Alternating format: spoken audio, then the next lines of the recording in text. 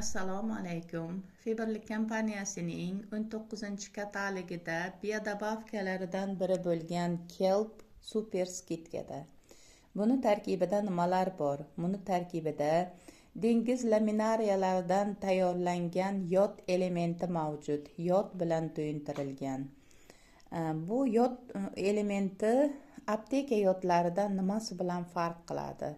Kelpda yod elementidan tashqari temir elementi, vitamin D va kalsiy mavjud. Mana shu kelpni oziq-ovqat qo'shimchasini ovqat bilan birga iste'mol qilganingizda yod, temir, vitamin D, kalsiy bilan organizm to'yinadi.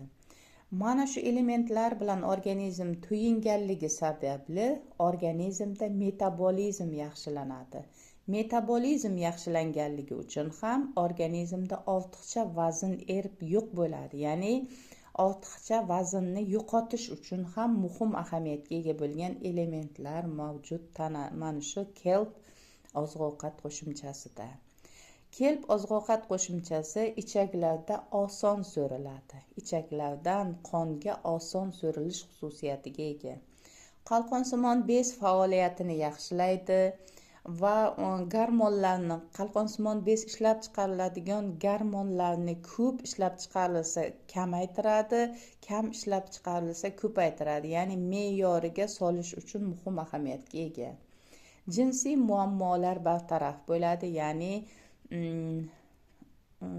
menstruatsiya sikli normaga tushadi va bepushtlik oldi olinadi. Ya'ni bepushtlikni davolash uchun ham organizmda yod elementi yetarli bo'lishi kerak.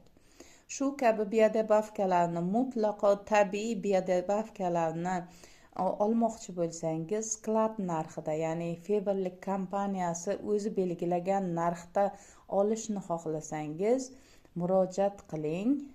Qanday qilib olish mumkinligini o'rgataman. Dastavka ham bepul bo'ladi. O'zbekistonning qaysi viloyatida bo'lishidan qat'iy nazar, qanday qilib bu qo'lingizgacha yetib borishini o'rgataman.